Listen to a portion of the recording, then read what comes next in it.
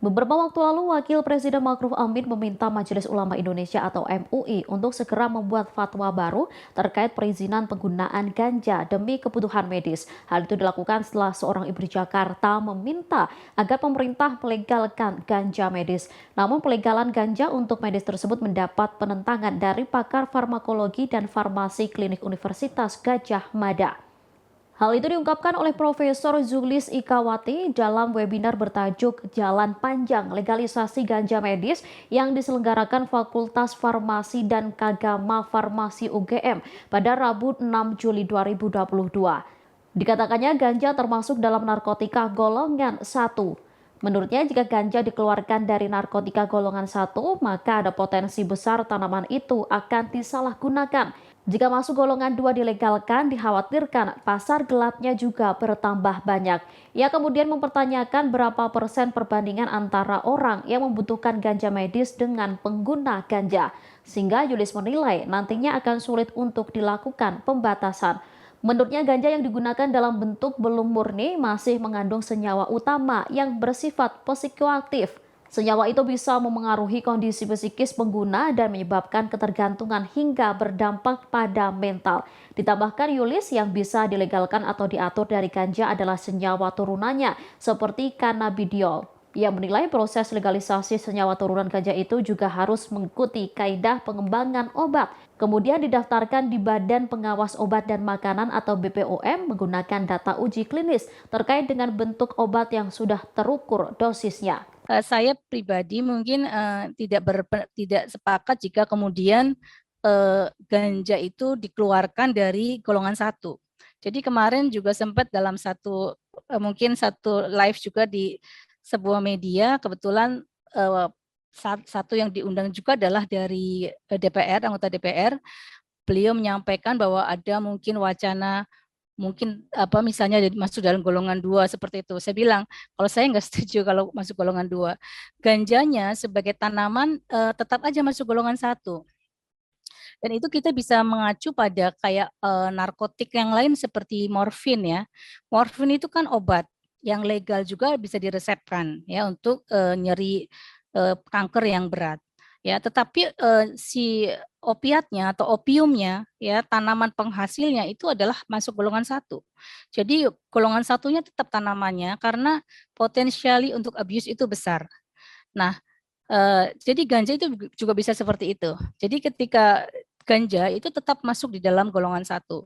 Kenapa? Karena kalau misalnya masuk ke golongan 2 misalnya ya, dan itu boleh apalagi legal, itu saya sering bilang di banyak media mungkin, banyak penumpang gelapnya nanti. Berapa persen sih orang-orang yang membutuhkan ganja medis ya, atau ganja yang benar-benar dibutuhkan untuk medis, berapa persen dibandingkan dari keseluruhan pengguna ganja. Sehingga itu nanti akan susah lagi untuk mengaturnya begitu ya, untuk membatasinya. Sehingga mungkin ganjanya tetap masuk dalam narkotika golongan 1.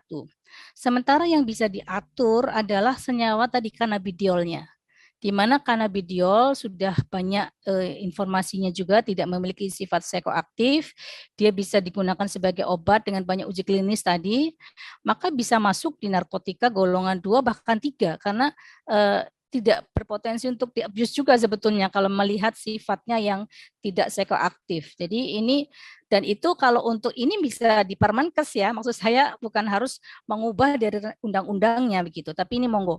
Ini hanya satu wacana pemikiran saja. Dan proses legalisasi juga dalam tanda petik sebagai obat itu tadi pun tentu harus mengikuti kaidah pengembangan obat ya.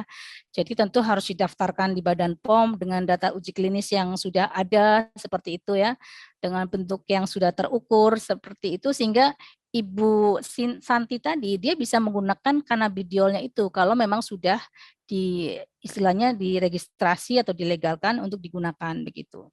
Tentu saja aturan-aturan terkait obat juga akan melekat pada obat yang berasal dari ganja dan kita nggak bisa menggunakan regulasi kayak obat herbal. Loh, ini kan kayak obat herbal kan sama-sama dari tanaman. Oh, tidak begitu. Karena ini masih mengandung tadi ya senyawa yang memabukkan. Sementara mixture pada obat herbal yang bukan ganja itu kan memang beda ya sifatnya ya. Jadi nggak bisa kita menggunakan herbal terstandar seperti itu, nggak bisa. Harus dalam bentuk yang murni dan terisolasi, yaitu misalnya adalah cannabidiolnya begitu. dan harus dipisahkan dari senyawa psikoaktif.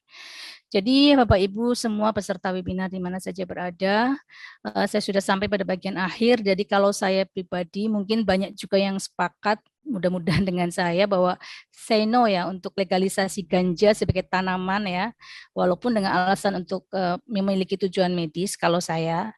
Tetapi komponen ganja yang bersifat obat seperti cannabidiol itu mungkin bisa digunakan sebagai obat dan sebagai alternatif terakhir jika memang itu tidak ada obat lain. Seperti yang disampaikan di dalam tadi juga dalam studi adalah biasanya merupakan alternatif terakhir gitu ya pada mereka yang sudah resisten terhadap obat lain. Tentu saja hal ini akan memerlukan koordinasi berbagai pihak terkait ya. DPR nanti terkait dengan undang-undangnya, kalau memang ada tambahan atau ada modifikasi, kemudian Kementerian Kesehatan yang nanti akan merilis tentang peraturannya tadi, kemudian Badan POM tentu sebagai badan otoritas obat yang akan meregistrasi kalau memang ada yang akan meregistrasikan cannabidiol misalnya, BNN tentu yang akan mengawal juga terkait dengan narkotik ya. Kemudian mungkin MUI yang kemarin juga sempat disinggung-singgung ya oleh Pak Wapres terkait dengan fatwanya nanti seperti apa begitu, di mana kami kebetulan dari Fakultas Farmasi lebih bersifat saintifiknya ya, jadi lebih ke memberikan data-data saintifik atau mungkin wacana-wacana saintifik bahwa kita harus terbuka bahwa kemungkinan ganja sebagai sumber dari suatu obat, tapi tentu saja memang harus dipertimbangkan semua risiko dan manfaatnya. Riset-riset terkait ganja perlu diatur ya, perlu diatur kalau memang itu akan difasilitasi. Saya mendengar dari Kementerian Kesehatan akan adalah fasilitas atau regulasi terkait dengan riset menggunakan ganja, terbuka dengan kemajuan ilmu pengetahuan, tetap membatasi akses ya untuk menghindarkan penyalahgunaan. Demikian informasi kali ini, nantikan informasi terbaru lainnya di kanal YouTube Tribun News. Terima kasih sudah nonton, jangan lupa like, subscribe, dan share ya!